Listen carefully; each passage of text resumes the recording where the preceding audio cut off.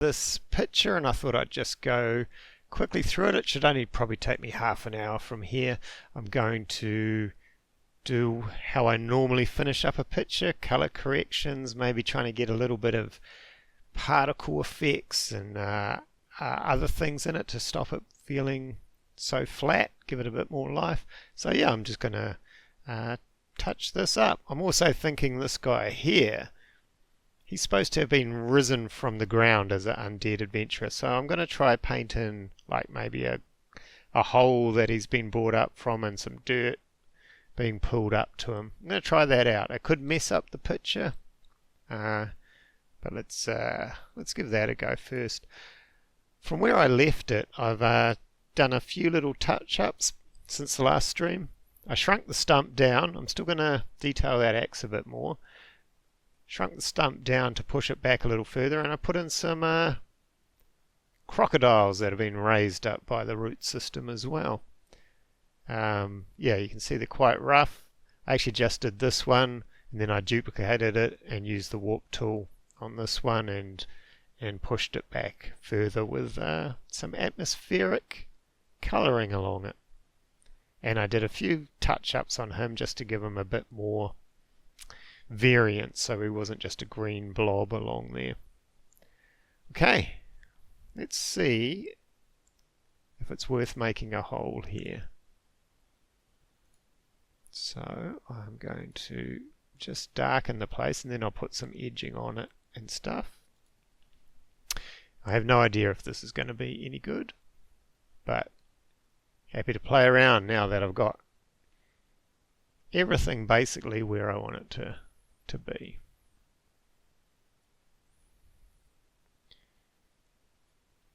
In terms of shapes and forms, I can sort of play with color correction.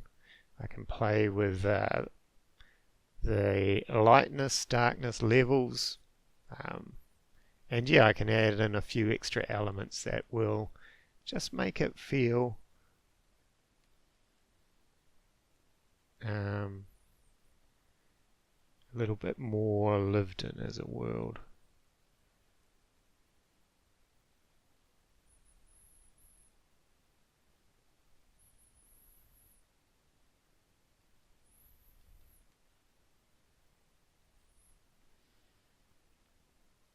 Okay, so there we have the start of the hole. Might even use a bit of dodge tool on the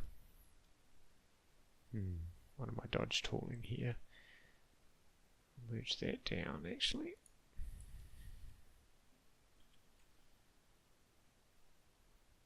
Just to catch some of the edges of the hole here. It's too much, but I can smudge that out.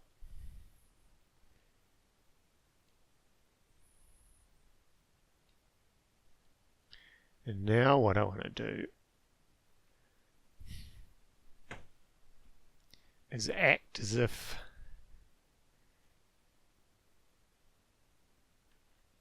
it's come out of this hole. How am I going to do this? I've got a feeling it's going to muck the picture up, but I'll do it on layers so I can play.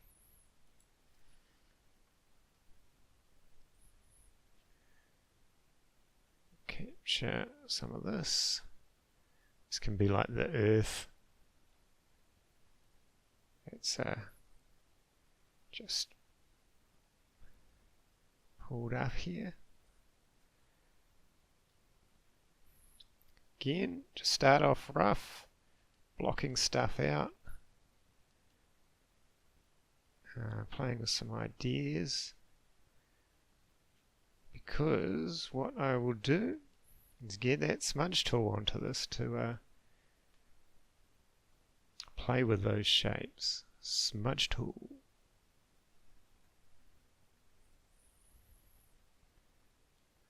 Yeah.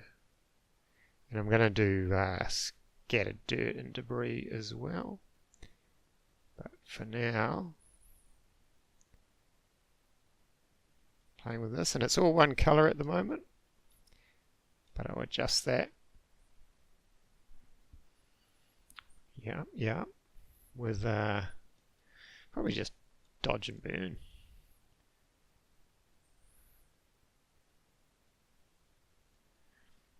Like some dodge along the top here.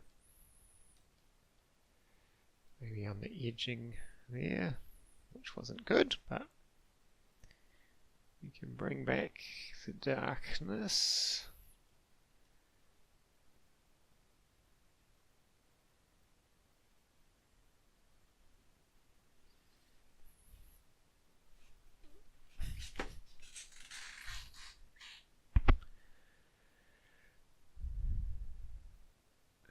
Might even push that a little bit more, bring in some of that lighter colour.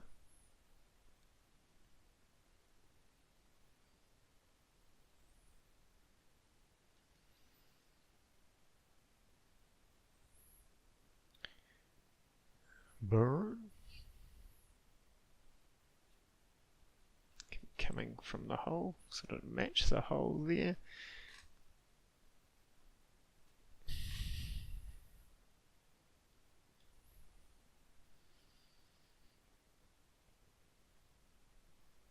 I think I'm quite liking it.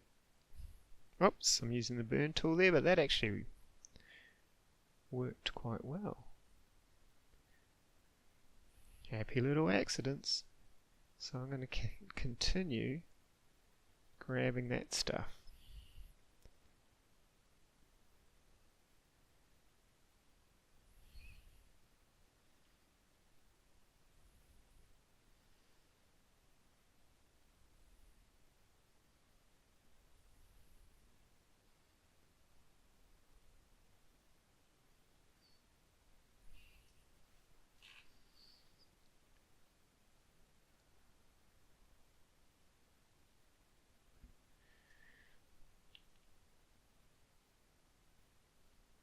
Okay, then I'm even going to play maybe with the levels, see if more contrast helps or hinders. Doesn't help? Maybe.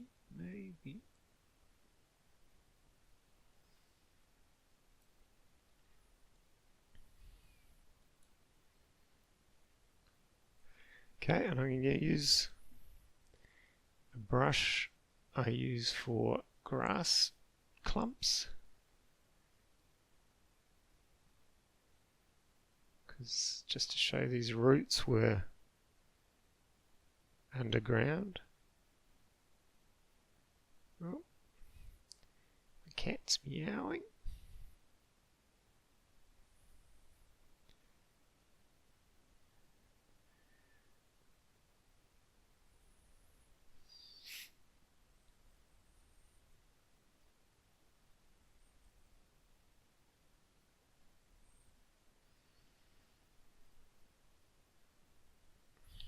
Go a bit darker up here.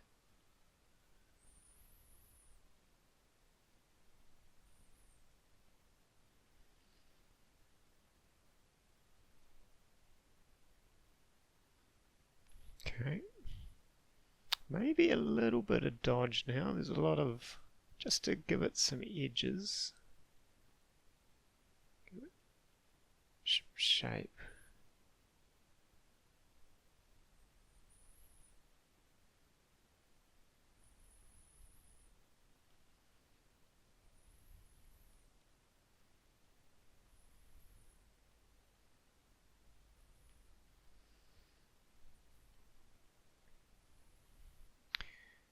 Like that, so we'll knock that back a bit.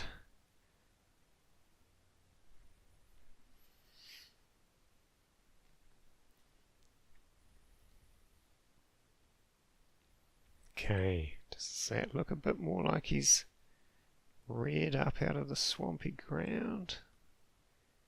Maybe.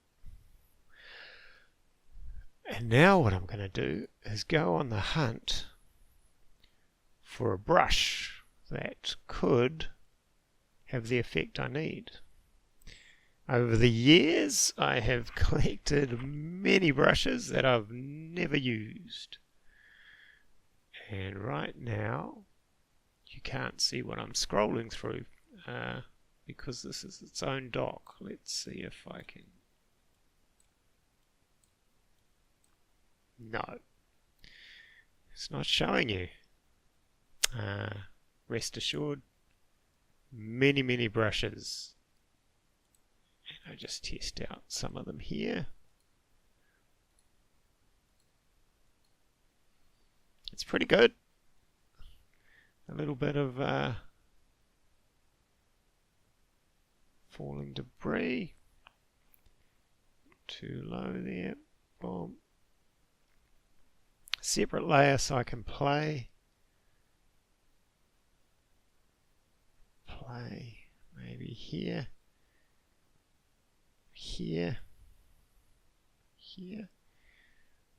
and then yeah, let's get this smudge tool involved again, just to get rid of a lot of it, and maybe break up, especially around the edges here. That one's quite good. This can come down. So I'm using this almost as an eraser, but guiding where I want the clumpy shapes of this to go. Okay, it's not looking great because it's confusing the shape, but I have plans. Let's do a big dodge.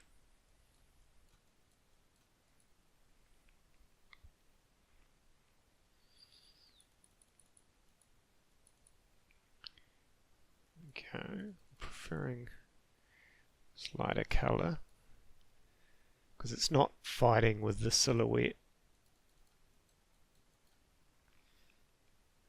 of the guy. And then we can maybe even incorporate it a bit into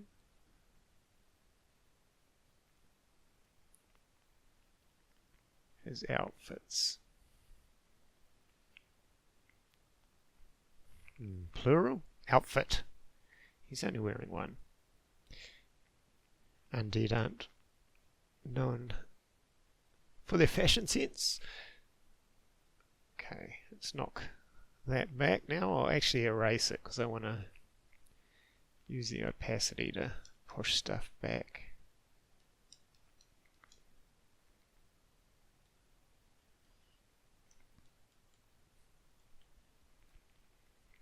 So hints, and then I'll actually go darker down where the dirt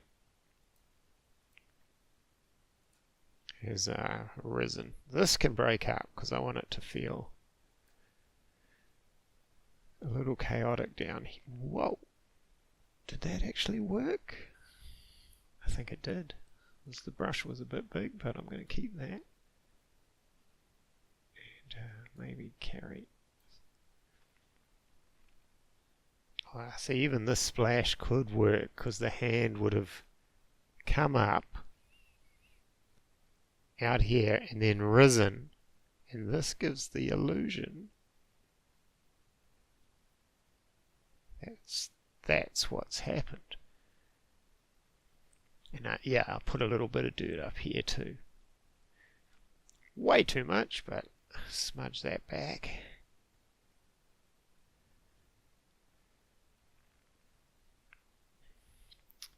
Smudge. Don't worry, I know it's too much, but I'm going to knock it way back. So it's just a minor hint that something's happened there.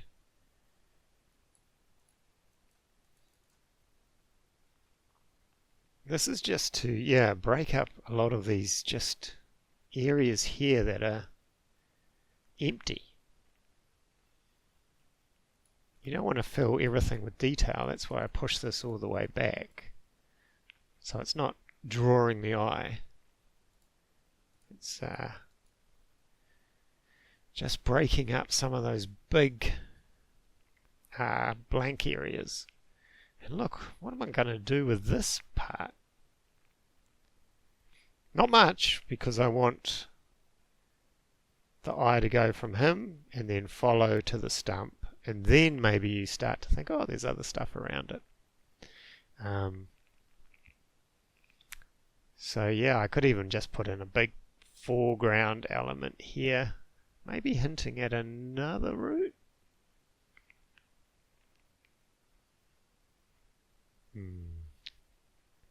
Don't know. Let's you see, I'm thinking this light green's not really adding much to it.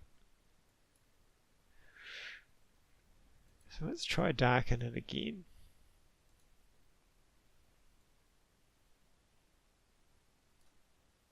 And knock it way back, just so it can break up some shapes.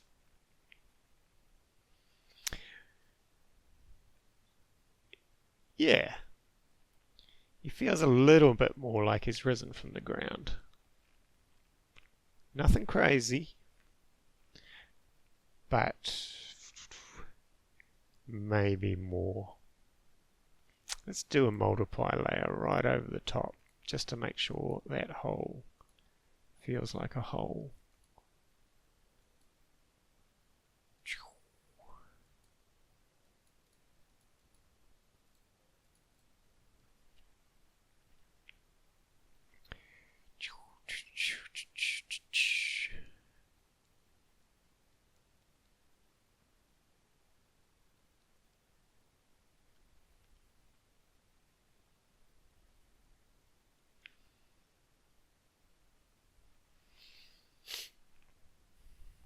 Yeah, that's better.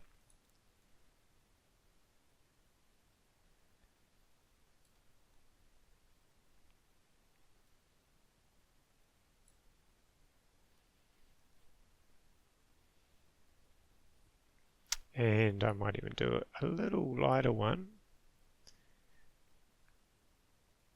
just to give some depth to this whole area.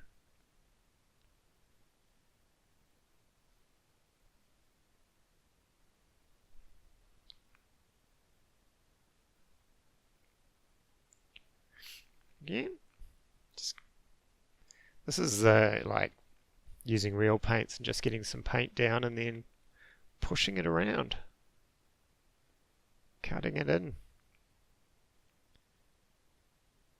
Not that I've ever really used real paints before, but I've heard it's the same system.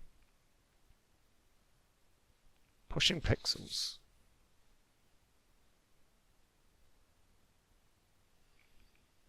Okay, and then I'll use the burn tool just to grab bits of it to blend it in.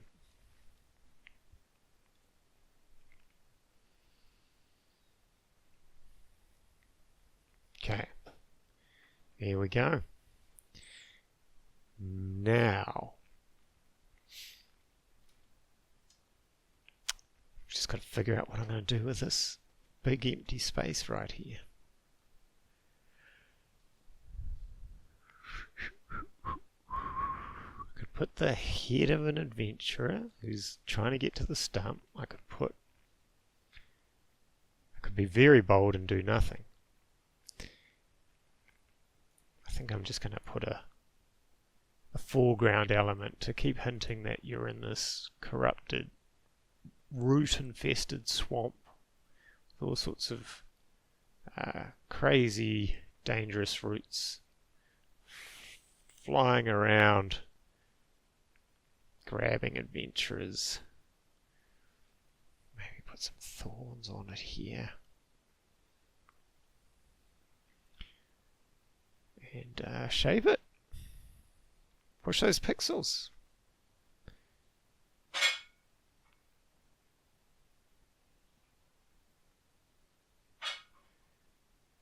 Try that way.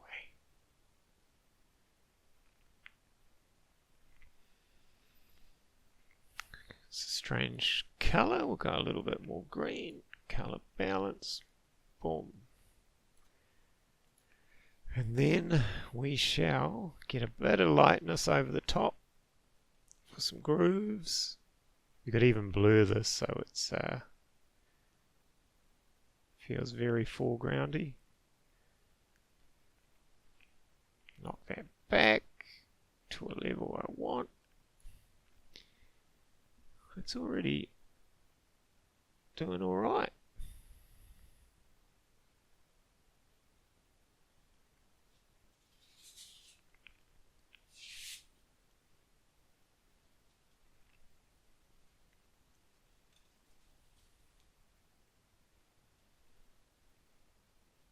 Go. Bit of darkness there. Might even make it bigger. Let's see. Could be distracting.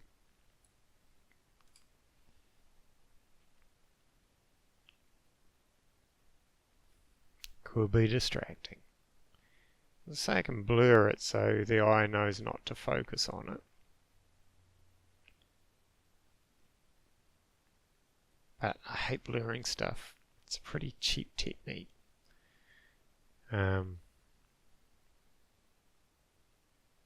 As opposed to using atmospheric perspective to define foreground, midground and background. I don't like using blur to try to do that.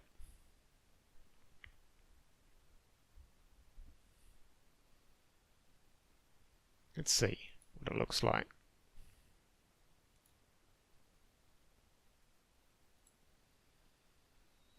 Yeah.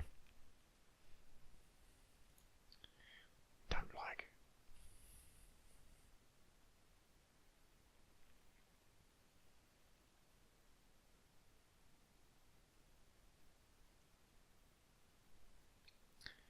A bit of colour variation in there.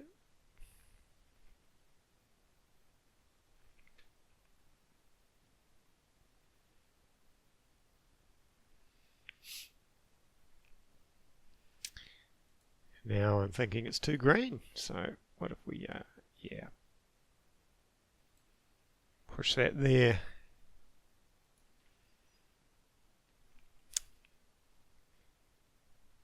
It worries me. I don't know if it's a good touch, but we'll keep it there for now. Because what yeah, I might put some particles and stuff in the air, and I want to get some better glow on this. So I'm operating on top layers now, well past all my fogs and stuff. Just to see, get the color dodge, give it a zoink. See if that gives it a little boop. It does. Boop. Boop. Boop. Boop. Boop. Okay, it's pretty strong. Push it back just a little. Stump, there's something going on. Helps draw your eye next. Highest contrast point here. Highest light point. So you'll take this all in. And then, what's going on here? And then, why are these all here? And then I don't know what you do. Then what I'd like to do, I want to put some particles and stuff around. So I grab another brush that just has sort of lots of little dots in it.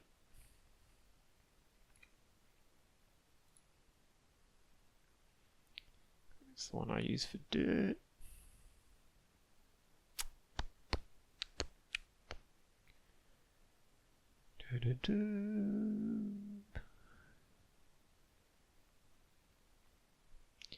Join me as I look for a brush that you can't even see that I'm looking at. I should really just operate in window view. Okay, this one maybe. Yes. big brush like that will go quite pale, quite small, just even more pale.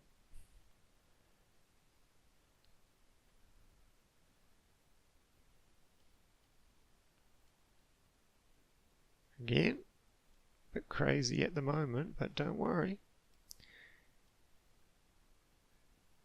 I will erase a lot of it.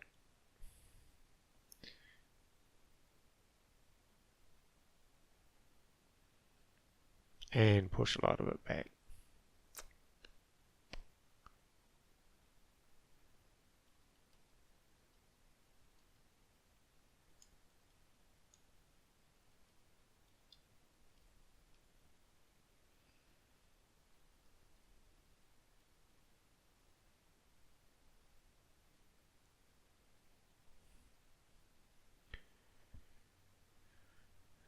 Opacity, play with that a bit.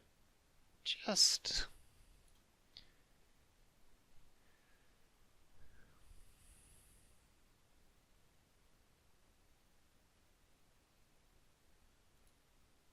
I'm going to try something else here too.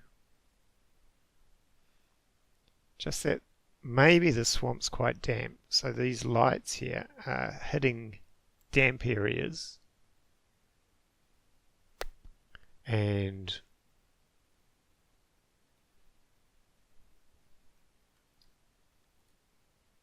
casting little reflections. Definitely want the red. Okay, so if I go here.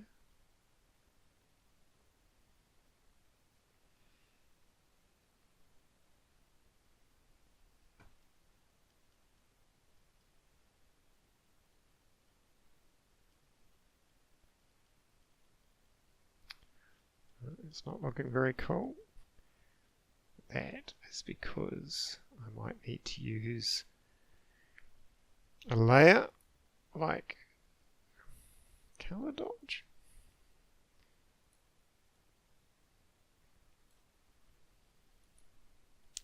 Boop, boop, boop. And it's very green. We'll duplicate that layer and try tell it to be a color, and we'll really grab that red. Nope, highlight red, maybe.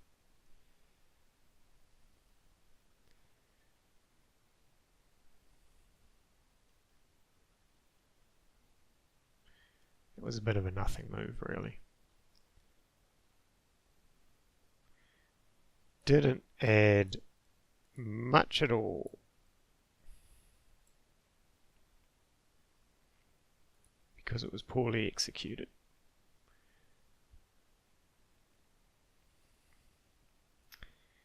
I should look at reference of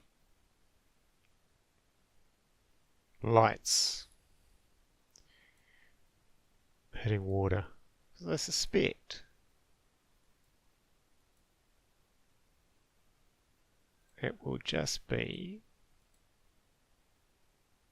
more like this. Let's try it, just guess. These ones are closer to the stump.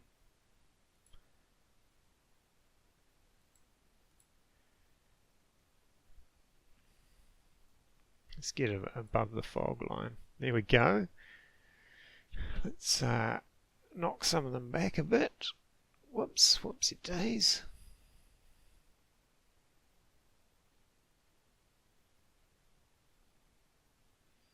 So what I'm probably going to do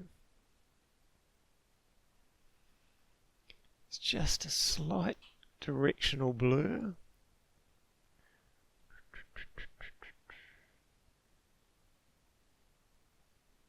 Okay, let's call it instead motion blur, horizontal.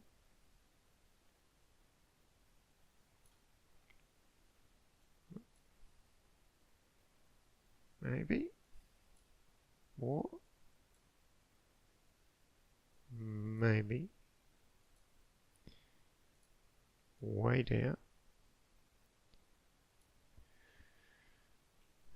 Again, I don't think it adds anything, but I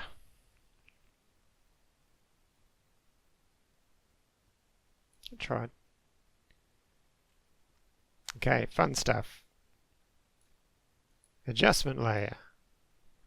I often like to do hue saturation because I always go too light for an image and find that it looks better when I darken elements so that the eye has a better job of knowing what to work in.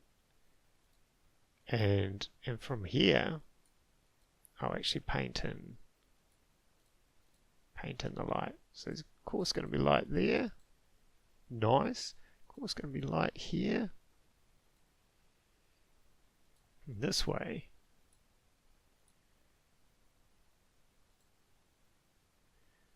you can see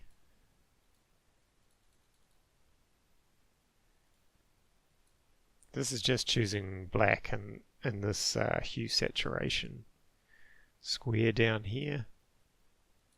See, I can actually just paint in where this light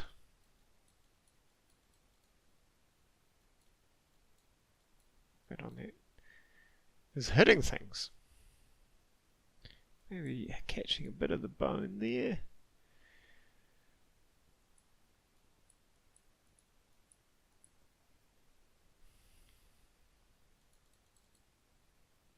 It's pretty sweet. Glowy eyes. Boop, boop. Boop, boop, boop.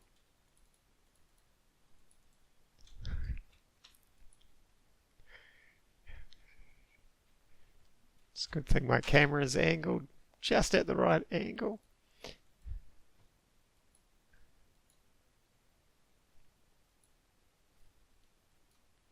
Oops.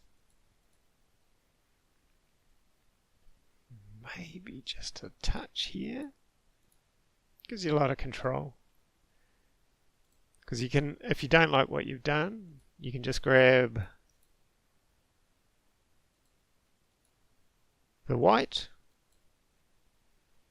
and you paint the duck back in. I did like what I did there. Or maybe just hitting the edge of these as well.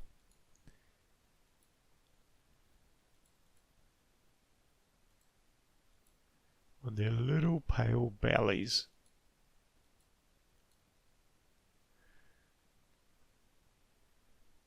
See, then I might, whoops, back to, whoops, just clicking all sorts of buttons. I might go back here and keep that. Yeah, I don't like that. Okay, and then overall you can just grab this again and play with its opacity. So you can go right back to what you had and think, was that pretty good? And then you can slowly slide it. See, I've gone too far there. Not quite enough there. So I'm going to slide it till it feels good and I'm going to stop about there. 55% opacity. Now, let's play with the color balance. This is also a fun one. What I like to do here is you might actually have two color balances. Same whole theory. You go here and start to just slide until you get some feelings. And I quite like this red at the back because this corrupted stump is chaotic and stuff. Or alternatively, I could like the red at the front here because this is red. Maybe let's try that. So I've gone red at the front here. Maybe a little bit of yellow. No, it makes it too bright. Look at all these different cool color combinations, and that's mainly because my values were pretty good that I can just slide stuff and get some pretty cool different looks. And then you're in this boat of, man, where do I stop? But maybe that's daylight, nighttime. But yeah, I'm going to leave that about there, because now what I'm going to do, I might even look at highlights. Go highlights and try red as well. That'll pick out the lighter areas and give it a red. It's kind of interesting. But I don't want that over the whole picture, so I do the same thing. I go back into this box here, grab my black, which basically will erase everything here. So I can bring those greens back to this side.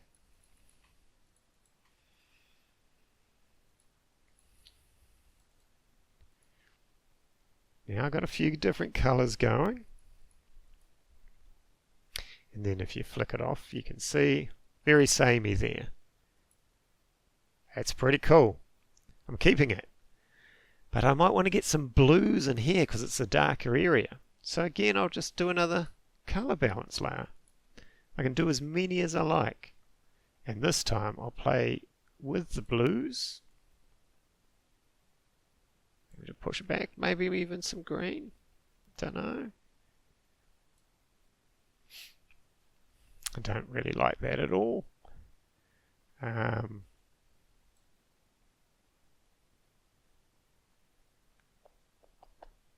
No, it's not doing it for me. Let's maybe look at the shadows. Do we just want blue in the shadows? Oh, that's a little bit better. Oh, oh. We could play with it. And then I'm clicking there again, and I'm going to delete this side because I want to keep those reds that I created. And maybe I'll keep a bit of that green at the foreground. You see?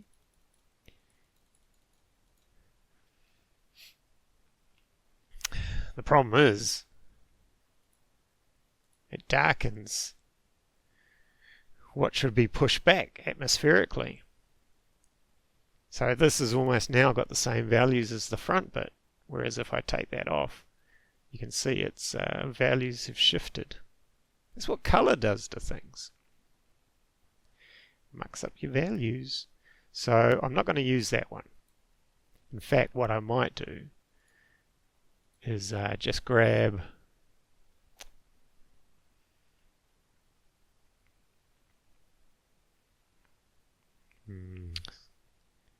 some of this. Just do a really soft brush over the top to push it back a bit further. And then opacity. Yeah, like that.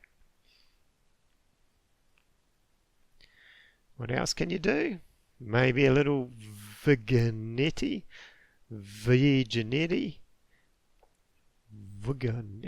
Grab a blue, grab your multiply, maybe just hit some of those edges, just to close the picture off a bit, so you're not bleeding out to the edges.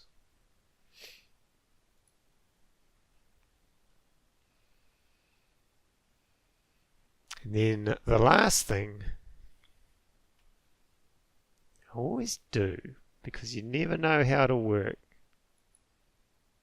is to go to color dodge, your own layer, grab that elusive dark brown. This is a Rostran technique. I don't know if he's still drawing, but he used to love to hit color dodge at the end, just to bring in a bit more light. And look, it's pretty nice.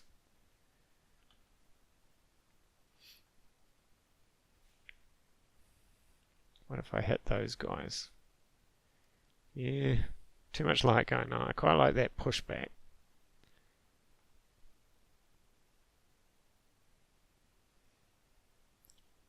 So I'm going to actually call that done for now. I'll come back and look at it in another day for touch-ups and things that offend my eye, but I've been looking at it for too long already. Trying to see how long this has taken me. Can't see. But yeah, always go and put the picture away for a day and then look at it again before posting it. So many times I've thought something looks amazing because I've just been in it for too long, posted it, and then the next day seen all these mistakes that my eye had glossed over, and regretted posting it. Fixed it and had a better image by the end of it, but yeah, you can get lost in an image if you work on it too long. Need to step away for a day. Come back fresh with a more critical eye.